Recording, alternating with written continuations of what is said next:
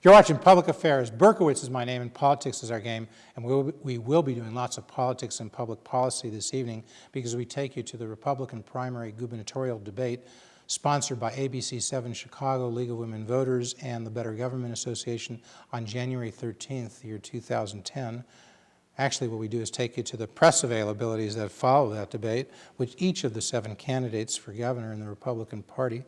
But first, we go to the 10th Congressional District Republican primary on Chicago's North Shore and the areas north and west of there.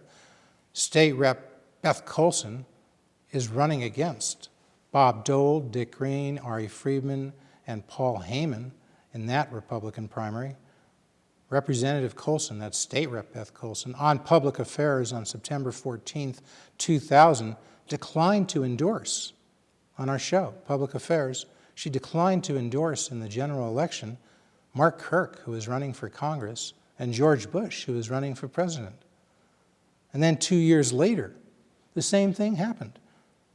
State Rep. Beth Coulson declined to endorse on Public Affairs when she was on during the general election on our show. She declined to endorse Jim Ryan, who was running for governor then in 2002, and Joe Burkett, who was running for attorney general in 2002. Again, that was in the general election. So there's some dispute in the 10th Congressional District race as to what Coulson said. Well, folks, sometimes a TV show host can get it wrong in terms of his memory, and a politician or somebody running for office can also get it wrong. But here's the tape, and the thing of it is, tapes don't lie. What does it mean? Well, we discuss and you decide. Then we're going to take you over to the Republican gubernatorial primary and the debate press availabilities that followed. You've been seeing a lot of Andy McKenna, a lot of paid TV. Well, this is a somewhat different view. Here's Andy McKenna answering questions from Jeff Berkowitz. And some of those are tough questions. And then we take you over to Dan Proft, the gubernatorial candidate, Republican gubernatorial candidate, whose ideas are shaking up that race. Interesting, creative, thoughtful ideas. And then Jim Ryan, another guy who doesn't, do a lot of Q&A. We should say Dan Proft has been on the show. He doesn't mind getting out there in the public eye. He's been out in public affairs. Jim Ryan hasn't been. He doesn't seem to do, as I said, much Q&A. But he does tonight because he answers questions from Jeff Berkowitz. And then to Senator Bill Brady, a man who also is more in the public eye than Ryan and McKenna. That is, he's willing to come out, go to all these forums, come on Public Affairs, answer tough questions. Same with Senator Dillard. He's also not shy about answering the questions on Public Affairs. He's been here. You can find all these folks on our website, publicaffairs.tv.com, and on our YouTube page.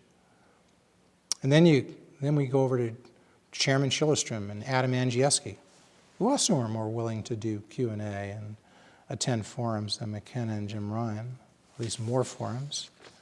And Adam Andrzejewski has been out to Public Affairs and answered our tough questions. You can also find him on our YouTube page and our website. So 7 candidates for governor in the Republican primary in their own words, but this time answering questions from your host and others, unlike those paid 30-second TV ads. Hope you enjoyed the show. All right, Jay, let's roll that sucker. Now, you're a Republican still. I am. I assume you're supporting George W. Bush as the presidential candidate? I am not supporting any particular presidential candidate. You're not supporting the Republican candidate in the presidential election? No, I didn't say that. I'm not. All right. I haven't picked. It's my private vote, just like it's your private vote. I have to wait and see where they are on some of the issues that are important to me, and that's my personal opinion. But I also need to wait and see, and my attitude is my voters have the decision to make. So I don't think I should endorse any particular candidate. And you don't think you will prior to November 7th? No, I don't.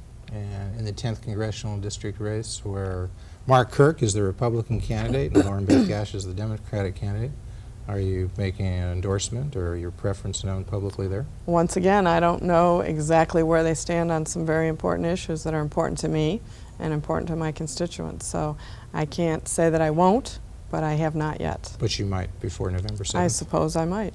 if it would really make a difference. I'm not sure that it would. Well, Beth, you carry a lot of clout in this area. I think you're underestimating what you could do. I'm serious. Well, you know, I feel we have very sophisticated, educated voters, and they usually want to make decisions for themselves. Well, are there any Republicans throughout the country or the state of Illinois that you're supporting other than yourself? Well, there aren't any that are on the ballot. You know, it's somewhat a joke, but it's somewhat true. People are saying, gee, Al Gore wants $1 trillion spending program, and George W. Bush wants $1 trillion tax decrease. Pretty stark choice there. Right. So if you believe in limited government, as you said, less government, okay, I assume less spending, less taxes, everything else equal, then I would think you'd favor George W. Bush. I think that may be true, but I don't know what he wants to spend it on what they want to cut. To me, it's a private vote that I'm going to be making. I don't think I need to endorse a particular candidate. Are you getting any support from the Republican Party in the state of Illinois? I never get support from any party. Really? They don't like you here? No. No. I thought they supported I run as a candidate who is going to be representing my district, not a party. I'm going to represent my district to the best of my ability for the issues that are important to them. She is the state rep in that district, but she's also the candidate, Republican candidate for re-election, even though I think she made news today when she said on this show that she is not willing to come out and endorse George W. Bush or his opponent. She's not willing to endorse Mark Kirk or his opponent. In fact, indeed, she's not willing to endorse any other Republican candidates. Will they endorse me? I don't know. I think they would. I think they would. I'll call George W. tonight and see. Now, if he does, that's going to put you on the spot. Okay, on abortion, let's go right to parental notice. Do you think we should have parental notice here in the state of Illinois? I have voted as a pro-choice candidate all along. If you look at my record, I don't believe the government belongs in this issue. I think that people need to make decisions between their health care provider, physician, family, and their religion. I'm saying they need to have an adult helping them make a decision, but it may be the health care provider. Here's my Republicanism coming out. I really, truly believe the government should not be in those kinds of decisions. Andy, Dan Proft said that you violated the campaign finance laws. He cites to contribution, he says your campaign received from William Goodyear last week. He's the chairman and CEO of Navigant Consulting. Sam Skinner, contribution, he's on the board of directors, Navigant Consulting. Roger Normandy, from board chairman from Pinnacle Foods. Jim Kenny from Kenny Construction. Prof says it's clear, and there's documentation that all these folks do business with the state of more than $50,000, and they can't doing that business. They can't. I think it's under what was House Bill 101, the pay-to-play legislation. They can't make contributions to people running for governor. What do you say to Prof? If through inadvertence ever is a donation received in error, we return the donation immediately. Well, do you know when people give money? These are big-name people. I assume you would know if they're giving money to your campaign. And if they do, you would know the law. Wouldn't you immediately let them know you can't give money to us? If a donor who is ineligible donates, and that's discovered, it's returned immediately. But have you told these people that then? Yes, we provide compliance information. No, I mean, have you told these people they can't donate funds to you and you've rejected these funds? If through inadvertence a donation is received, we return the donation. Have you looked at these ones specifically? Like, do you believe that there's a problem with these ones that he cites under the law? If any donation is received from a donor who's not able to do it, it will be returned immediately. But have you looked at this? I mean, Goodyear, do you Skinner? know if these are a problem or not? Have you investigated that? I'm sure they're being reviewed. If anything is received from a donor that's not eligible, it's returned immediately. But Andy, that's the policy of the campaign. The policy of the campaign is to put forward compliance information that makes this information very clear. If through inadvertence a donor makes a donation that's not eligible, return immediately. But Andy, these are big dollar people who are personal acquaintances of yours. Does the money just fall out of the trees, or do you have to get on the phone with these people and ask? I mean, because if you're asking obviously ineligible people. The policy is really clear. If a donation comes in that's not eligible, it's returned immediately. But do donations just come in, or do you work these people? I think my answer is clear. Evan? When you were chairman of the state party and you were meeting with some of the folks that are considering statewide runs for office, did you ever, as someone said, use that as a reconnaissance opportunity to sound them out about who they were going to be raising money from and what their strategies were going to be with an eye towards your own possible statewide run? No. Some of your opponents have questioned the sincerity of your views in terms of signing the Americans for Tax Reform pledge, because they said you apparently signed that only recently. Could you respond by telling us something about the evolution of your views so that you had not agreed to sign that pledge for no net increase in taxes previously, but then recently went ahead? What was the evolution of that philosophy like? There's no evolution of my views. When I signed the pledge when I ran for the United States Senate, as party chairman, I was the most consistent and strong voice in fighting any kind of tax increase. As I mentioned earlier this evening, I joined with other leaders to fight off the income tax increase that was put forward in 2009. As I became a candidate here, I put forward the most substantive plan on how to solve the fiscal problems without a tax increase on the spending side. So the consistency, I think, is what people look at, and I think the consistent record is very strong. Is there a $10 billion deficit now? And if so, since you wouldn't support any increase in taxes, could you summarize what those $10 billion or that $10 billion in spending cuts would look like? You know, I think one of the problems in Illinois is nobody really knows what the scope of the deficit is. Is it $11 billion? Is it 12? You know, I've suggested Governor Quinn's not being straightforward about things. But as you know, that deficit includes rollovers of past years. And what's important in our view is to bring spending down in line with receipts.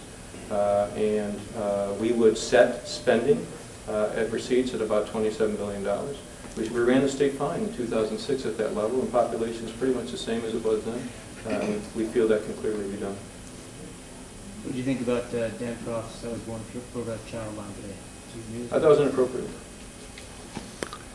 Why did you think it was inappropriate?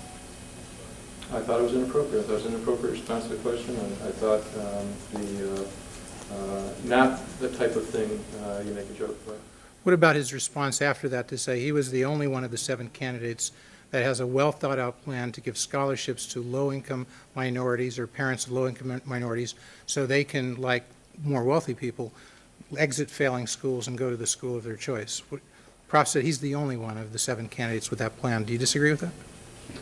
You know, I'm talking about our education plan, and I believe our ideas in education to make life better for everybody, all children in Illinois. And I believe those ideas, you know, there's no one panacea to solving Illinois' education problem. I do support charter schools. I do support scholarships for children in disadvantaged communities. I want to see a state board of education that's less prescriptive, and that I believe in local control. I believe parents want great things for their kids, and the more that occurs, the better the schools are. Do you agree with Brady that he wants his plan to abolish the Department of Education? No. You would keep it there? Okay, thank you, Mr. McKenna. Andy McKenna said your comment about we're all up here grew up as poor black kids. He said that was inappropriate. What do you say to McKenna? You know, the whole kind of, as I said during the debate, the kind of the navel-gazing, everybody telling their weepy story about their tough childhood is nonsense. Every one of us on the stage has had manifest opportunities in life. Every one of us is, particularly Andy, I would say. I mean, here's somebody who started on third and thinks he hit a triple. And so the focus of this race should be about the policy choices that we are going to make that manifestly improve the quality of life that below to moderate income families have in this state, who are getting their brains beat in, who are getting squeezed from both sides by politicians in Springfield, and not getting very much back from their state government that they finance in terms of either benefits or services. So there was nothing inappropriate about my comment at all. It was directed at a political establishment that doesn't speak with any moral clarity to our party or to this state, and that's why we get our brains beat in by mediocre intellects and street criminals from Chicago for the last 10 years. And Andy McKenna has been part and parcel of that. Andy McKenna, when he was state party chairman, lost congressional districts that were Republicans as America was a forest. Okay, so for Andy McKenna to get up here and preach about anybody, you know, he should worry about being prosecuted by the State Board of Elections for illegally raising campaign funds after he had to apologize last week for violating state party ethics, misappropriating resources. So, you know, what Andy McKenna says is just frankly irrelevant. Well, we asked him about those campaign contributions one by one, and what he said is his campaign, if there's any, they review them, and if there's any time they inadvertently accepted an illegal contribution, they would return it. They review them? He said they do, and if they, as I just said, he said they review them, and if anything was inadvertently accepted that was improper or illegal, they'll return them. What do you say to McKenna? Okay, so he's not corrupt, he's inept. Great. I don't want either quality in my next governor. Would you work to repeal a tax increase? Yeah. I'm actually the only candidate proposing tax cuts, so I would not only work to repeal any tax increase, I would continue on the policy that I advocate, which is cutting the personal and corporate income taxes in half and eliminating the state-to-state tax. Well, I call for 10% across-the-board cuts. I don't want to bankrupt any state program, but everyone's going to have to share in the sacrifice. On a $55 billion budget, that's $5.5 billion. In addition to that, privatizing the Medicaid system to provide capitated managed care will save about $1.5 billion. That's $7 billion in savings. That pays for my $1 billion in tax cuts. It pays for last year's $2.8 billion fiscal year deficit, and then leaves us $3.2 billion to begin paying down the backlog of unpaid bills. Prof says he's the only one of the 7 candidates with a well-thought-out plan to help low-income minority students who he says are now in failing schools with no opportunity to go to a school that succeeds. What do you say to Prof? Well, I think he's selling short the real opportunities of reforming education. I call for eliminating the State Board of Education and the bureaucracies. I call for bringing parental choice into the equation for several reasons. One is we know that when parents have a choice in where their child goes to school, they play a larger role in that child's education. That's why charter schools work. That's why I call for unlimited charter schools. That's why tax credits work for private schools. That's why I've called for a 50% increase per year in the tuition tax credit. And that's why I've called also for allowing local school districts that believe they aren't serving their students well the opportunity to put a referendum on the ballot that would allow them to move toward vouchers. I believe in local control, but I do believe in parental choice, and I want to do everything I can to bring competition to our school system through parental choice. It will work to make our public schools better. Competition works everywhere to make things better. It works in the private sector, the business sector, and it will work in education. So you only support school vouchers if there's a local approval by an initiative? That's what my plan calls for. Bob, have you signed the Americans for Tax Reform pledge not to support any net increase in taxes? Yes. And does that mean... Is that Grover Norquist one? Right. Yes. So does that mean, do you think the deficit now is about $10 or $11 billion? Something around there. And you think you can cut $10 or $11 billion without, as Jim says, inflicting any major pain on low-income people? Well, there may be some pain inflicted, but I know that I can cut 10 or 11 billion dollars. I have been cutting for years. There will be... Excuse me, but could you summarize just that 10 or $11 billion in cuts that you would make? Certainly. As I indicated before, I'll do zero-based budgeting. What I'll do is, instead of starting with that last year's budget, which is, say, $57 billion, and starting from there, which the state has been doing for years, and which nobody else in the world does. No business does that, no family does it. What I'll do is, I'll say, we're going to start at zero. And every agency needs to tell me what their mission statement is. Their mission statement to serve the people of Illinois, not to serve a special interest. And then you show how every single dollar you spend, you start at zero, is going to advance that mission. They haven't done that in years. My experience... But you can't identify the cuts now. You'd have to go back and look at it? Okay, we're going to have to... No, I'm talking about a philosophy. We need to employ a different philosophy and a different approach in Springfield, because what we've been doing clearly doesn't work. I'm telling you, I know a philosophy that will work. I know how to implement it. I will bring that leadership to Springfield, and I will make those cuts. I will balance the budget, and I will do it without raising taxes. Did you introduce him, is what I'm getting at? Did you introduce? No. him to Did Jim? I bring Stu Lafine to Jim Edgar? No. And even if I had, so what? So what? There was never a hint of scandal. Did you hear what I just said? The reason Jim Edgar nominated him, and the reason Kurt Dillard confirmed him, and the reason that Bill Brady asked for my endorsement is because they know I'm honest. Jim, let me change the topic. I'm not going to let anybody smear my reputation and go unchallenged. Not when it's hypocritical. Jim, let me change the topic to taxes. 2 years ago, you told me you were in favor of a $6 billion tax increase, House Bill 750, the tax swap. Then you told me a few months ago you weren't in favor of it now because we're in a recession. I never told you I wasn't in favor of it. You didn't tell me a few months ago that you were not That I was not in favor of 750 at the time that I said it was in favor of it, or? No, a few months ago, you said you're no longer in favor of a $6 billion tax increase because you said now we're in a recession.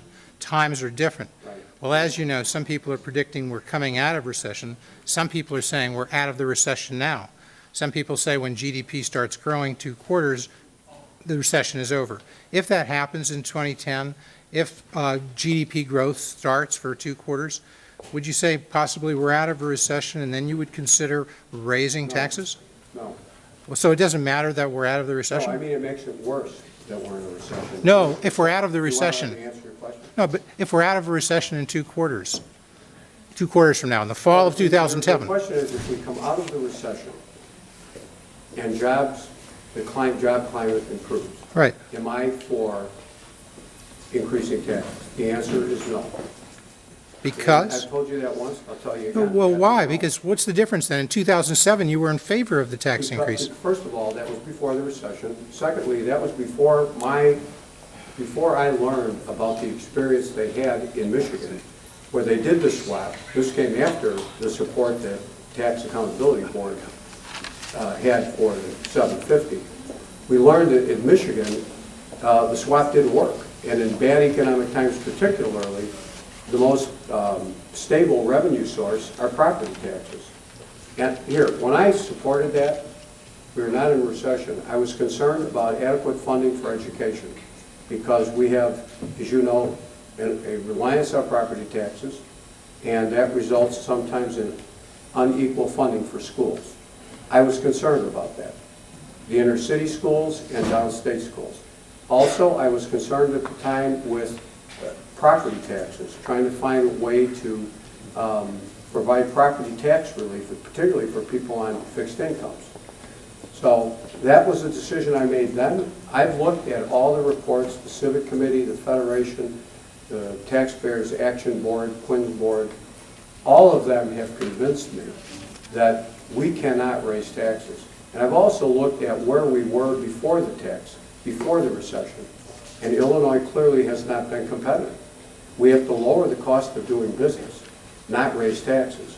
And the only way out of this morass that we're in is to cut spending and stimulate the economy, because natural revenue growth will help us with our budget problem and make us more competitive. So would you take a tax pledge now and say for the 4 years, for the 4 years of your term, you would not engage in any increase in net taxes? Yeah, I am not going to raise taxes because I think it will be bad for Illinois business. And the most important thing is to get Illinois' economy moving again and get people back to work. So you're taking the tax increase for 4 years off the table? To the extent I know what's in front of me, the answer is yes. Well, to the extent you know what's in front of I mean, you, do I know that what's means that's around an the corner? out. Do I know what's... So you could raise taxes in 4 years, in less than 4 I years. just told you, I made a pledge to the people of Illinois and to every editorial board that I'm opposed to a tax increase. But I think that would be especially bad now. It would be the poison pill to business in this state. Okay. I think we have a spending That's problem, right. not a revenue We're problem. out of time. Kirk, Dan Proft argues he's the only one of the 7 candidates who has a well-thought-out program to give scholarships to low-income children, minorities and otherwise, and help them have a choice to go out of a school that's failing to one that might succeed. What do you say to Dan Proft on that issue? I respect Dan's plan, but, you know, I am for having meaningful tuition tax credits. I am for lifting the cap on charter schools.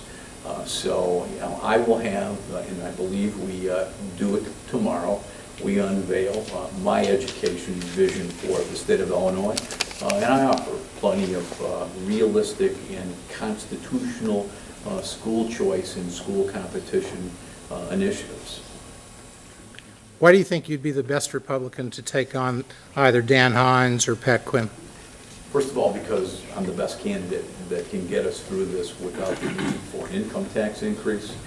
I am a statewide candidate. I've lived and been educated in all 3 regions of Illinois, and I believe I would be the strongest candidate.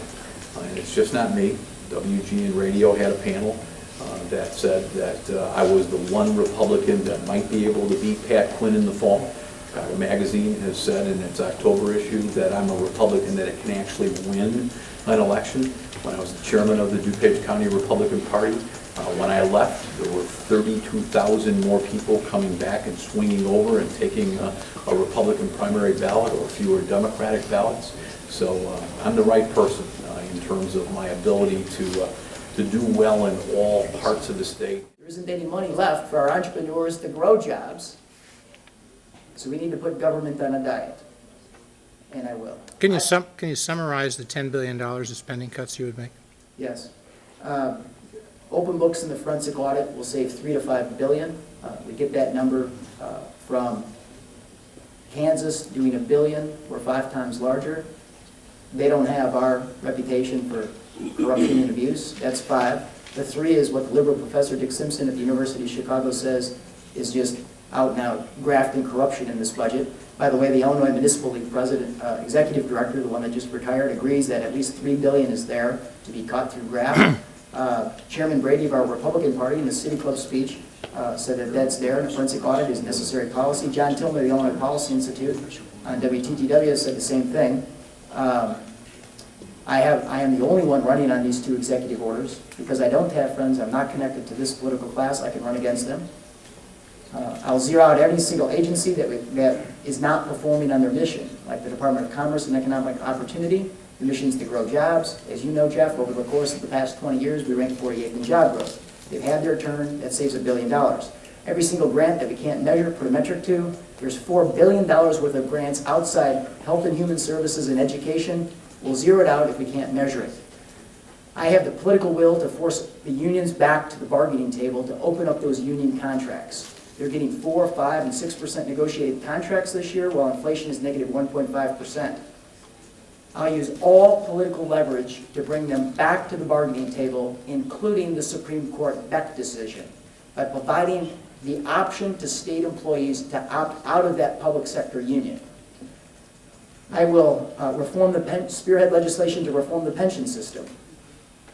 I will spearhead legislation to hack down on the $31 billion pork barrel capital bill. I'll hack that down to $5 or $6 billion. We hope you liked the show. Sorry we didn't have time for any of the Democratic candidates in the Democratic gubernatorial primary or in the Democratic 10th CD primary. Maybe next time we'll get everybody in, Democrats and Republicans. We hope all of you have a good election, and may the best person win. And you come back next week and every week for Public Affairs with Jeff Berkowitz, and catch our prior shows on the web with Republican primary gubernatorial candidates Dan Proft, State Senator Kirk Dillard, State Senator Bill Brady, Adam Andrzejewski, and you can watch them, as you say, on the web on www.publicaffairs.tv.com or on our YouTube page, www.youtube.com/user/publicaffairs.tv. Remember, it's Public Affairs who drives the story. It was Jeff Berkowitz who interviewed Jim Ryan in 2007 and found out in 2007 Jim favored a $6 or $7 billion increase in net taxes for the state of Illinois, and he favored a tax swap then in 2007. And that story, Jim Ryan and taxes, continues to be a story to this day as we tape the show. And it was Jeff Berkowitz who interviewed State Rep Beth Coulson in 2000 and 2002 and found out those interesting views about State Rep Beth Coulson in terms of who she would endorse or not endorse on public affairs during the general elections of 2000 and 2002. And we drive a lot of other stories, so you keep coming back to watch all of those stories that we're driving on Public Affairs with Jeff Berkowitz.